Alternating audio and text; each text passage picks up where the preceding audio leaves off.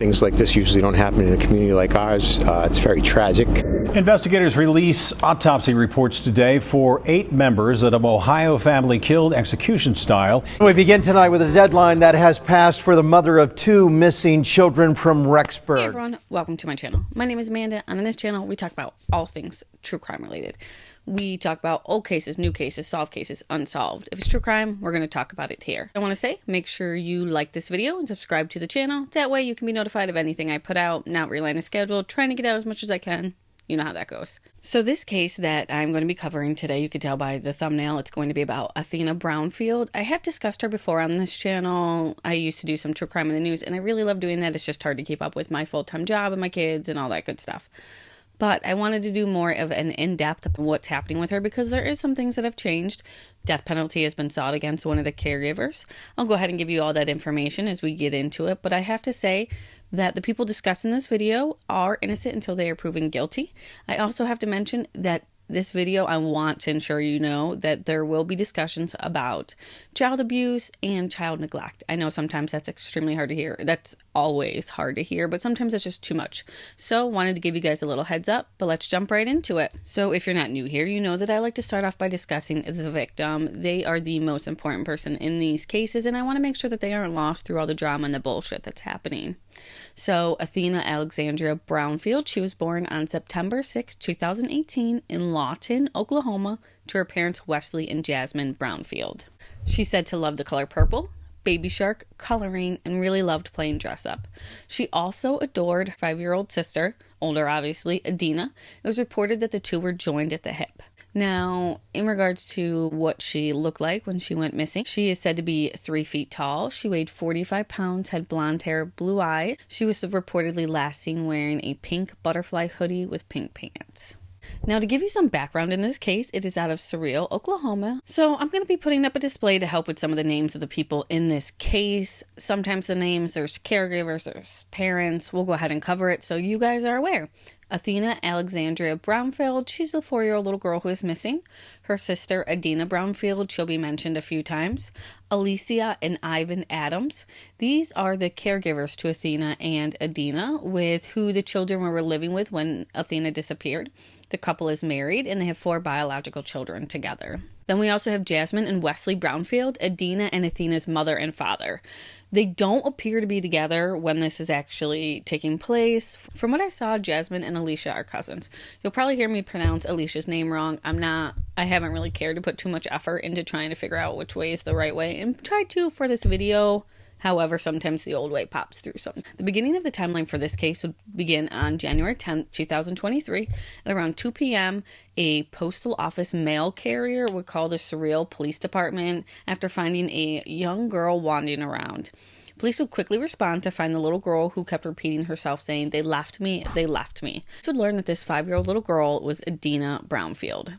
Now, she would tell police that she was tired of being alone and just wanted to go find somebody. That's what led her out to find this mail carrier. Thankfully, Athena did not need any medical care and would be placed in the custody of the state of Oklahoma. At some point on the 10th, Alysia would reach out to the police, where from the sounds of it, it was like an interview over the phone where she would explain to the detectives that she has actually left the children home before. Like, that's a normal thing to do. This sounds a little bit like Corey Bigsby, if I had to say anything about that. And then after she told police this, she asked where Athena was, which was Adina's sister. This is when police would learn that Athena was missing. When police would start notifying the public that Athena was missing. Right from the start, the Cyril police chief, he knew that there were not enough resources in their small town and they couldn't handle this. So he went ahead and reached out for any of the other resources that would be able to help them. That would include the Oklahoma Highway Patrol, who would deploy a helicopter with infrared cameras to assist in the search on January 11th. Also, the community of Cyril, they really showed up for this little girl. This community has less than 1,000 people who showed up to help search. They went through abandoned buildings, open lots. They looked for this little girl, but unfortunately they were unable to find her. Investigators asked the public to review their surveillance and ring cameras and if they found anything to give them a call. There were some questions about why an Amber Alert wasn't issued around this time, and if you follow the channel, you know that we've discussed Amber Alerts a lot here. It was actually my first video I did was on Amber Hagerman, who is around the time when it led to Amber Alerts. It's not exactly what it stands for, but it's kind of what it stands for. But people were concerned about why an Amber Alert wasn't issued. And if you follow those, you know that there has to be certain criteria that the police know happened for them to be able to request that. But in this case, there was a missing and endangered child notification set out to those within 15 miles of the incident. Moving on to January 12th, 2023, police were able to finally get in contact with Athena and Adina's biological mother, Jasmine Adina K. Brownfield. According to investigators, the parents were cooperating with the investigation. That's both Jasmine and Wesley. She would tell investigators, Jasmine that is by she, that she left the girls in the care of Alysia and Ivon back in April of 2021. She said that she was experiencing mental health issues and could not adequately care for the girls. And this is when she decided, place their care in the custody of the Adams. And at the time, she signed a handwritten note that allowed the Adams to care for the girls. According to court documents, Jasmine did not want Wesley to have the girls due to his mental state and prior abuse allegations against him. Now, Jasmine did not notify the Oklahoma Department of Human Services on the whereabouts of her two children at any point while they were in the care of the Adams family. It's alleged that while the girls were there, that Jasmine did not maintain any type of communication with Alysia, or at least regular communication with Alysia or Ivon about the safety or welfare of either girl, and she did not provide any financial support.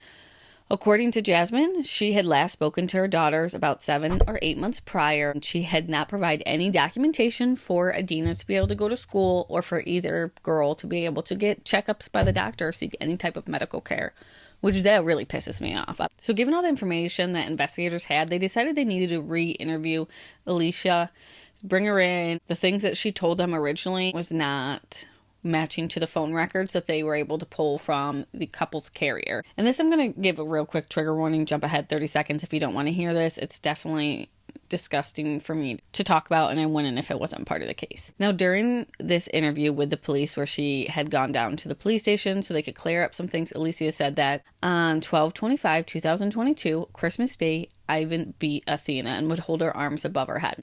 Athena would not be moving at this point, and her little eyes would barely be open as Ivon laid her on the floor and punched her at least 3 more times in the chest. Ivon then left their home at about 1 a.m. on 12/26. After he had returned back home from leaving, I didn't see what time she said this, Ivon told her that he had buried Athena near the fence line of a property that they had previously lived on, and he had placed a large broken branch over the burial site. Now, this confession would lead to the arrest of 32-year-old Alysia Adina Adams on 2 counts of child neglect. A search warrant was done on the home, and the Suburban that the family used was towed. There was no mention that either of these would lead to finding anything, though. While all this was happening, like I said, the Cyril community really showed up. They would offer a reward of $1,000 leading for any information regarding to the location of Athena or the arrest and conviction of any person that was involved with this.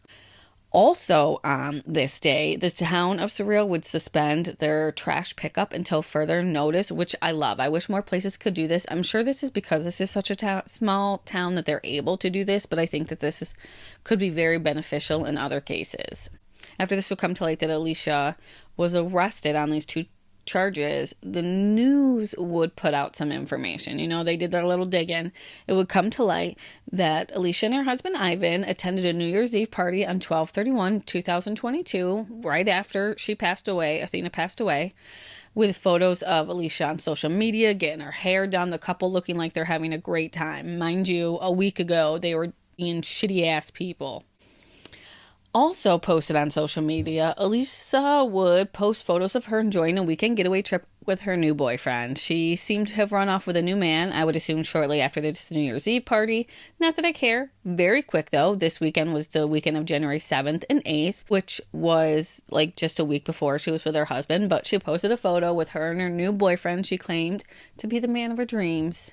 I feel like it just describes what type of person this is who can do things like that. Just run away. I'm not exactly sure what the deal was with her children and Ivon, but Ivon would also be arrested on January 13th in in Phoenix, Arizona, where it was alleged that he had all 4 children with him. And he was charged with a first-degree murder and child neglect warrant out of Oklahoma. Now, when he was arrested, court documents indicated that there was evidence on Ivon's phone that led to pending murder charges in Oklahoma. So there was something that they found on his phone, which I would assume is information that correlated with what his wife was saying. Now, on January 13th, news reports would say that police were searching the property of Rush Springs. Now, this is the first, or not the first, this was previous property that the Adams family had lived at.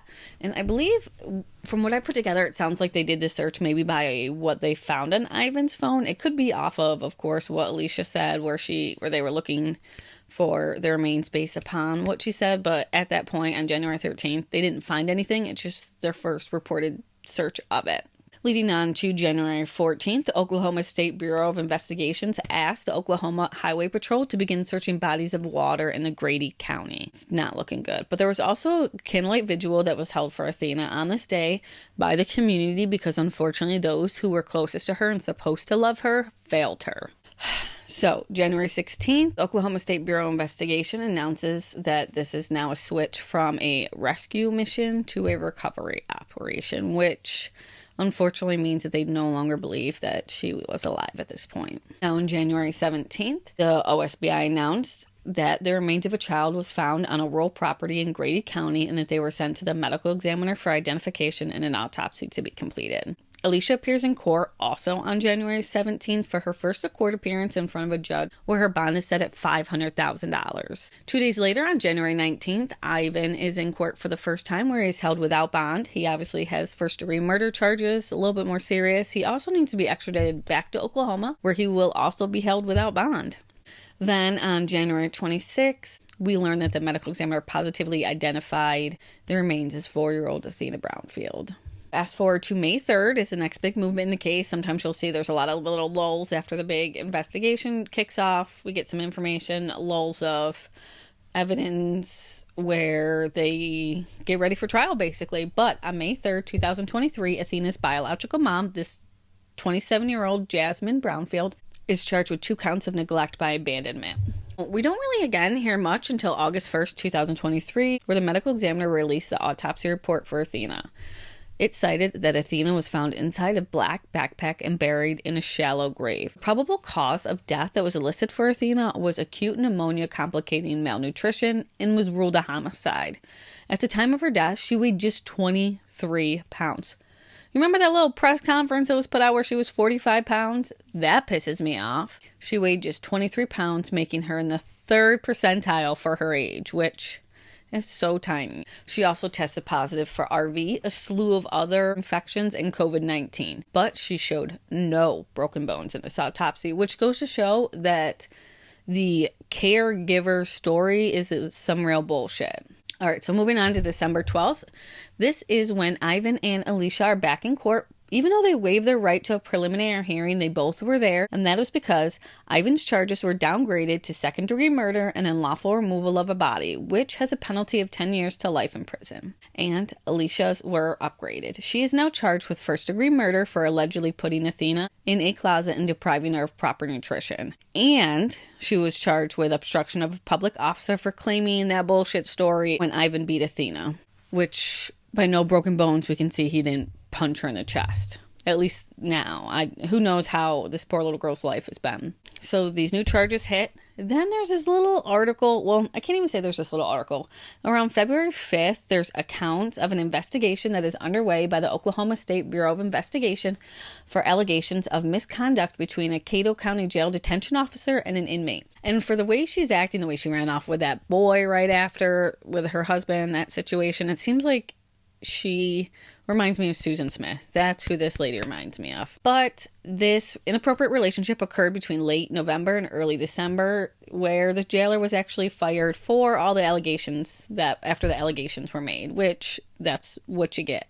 Shortly after that, on February 15th, the Cato County DA announced that their office would be pursuing the death penalty against Alysia because she knowingly created a great risk of death to more than one person, and that the death of Athena was especially heinous, atrocious, or cruel. After that, she was arraigned on first-degree murder charges. Sometime when all this is happening, Jasmine was back in court for a preliminary hearing, or she waived it and her bond was set at $50,000. I'm not entirely sure if she ended up bonding out. I think she did, because I feel like she bonded out and her name is changed to Karma Tucker. All right, so now we're up to November 13th, where Alysia was back in court. This is November 13th, 2024. So just a few months ago, where she was back in court, where she was supposed to enter a blind guilty plea to first-degree murder so she could avoid the death penalty. A blind plea means that the defendant and the state did not come to agreement, and she will have to plead guilty to the judge, and the judge will decide her sentence. Other than the death penalty is off the table. I would assume he would probably give her life in prison, especially with the way that this case looks. But on the day that she was supposed to, she ended up ripping up this plea agreement in court and advised that she wanted to head to trial. With that, she is headed to trial. Her next hearing is expected in March, and her trial is supposed to be in April. But I would actually be quite surprised if her trial did go forward in April, especially because they assume that this plea was happening in November. Her lawyers probably need, it's a death penalty case. There's no way that they're going to be ready for everything, for the guilt phase, to the mitigations, for the sentencing phase. There's a lot they have to do. So I would really be surprised if this was in April, although I'm here for it. I'm ready for Athena to get justice. She definitely deserves it. Now, what's next? Ivon, he's expected in court on March 9th, where he is facing 10 years to life in prison for secondary murder. I haven't seen anything about a plea for him. I'm assuming he's going to head to trial at some point. I'll keep you updated, but we'll see. I'll definitely bring more information to you. Jasmine and Alysia are both expected in court on March 12th. Alicia's is see if she's basically going to trial in April. So I will keep you guys updated. If you've made it this far, I just want to say thank you. I truly appreciate you guys. Please make sure to like this video, subscribe to the channel, share with your friends, ways to support the channel in the description box. But until next time, stay safe out there. The world can be an ugly place.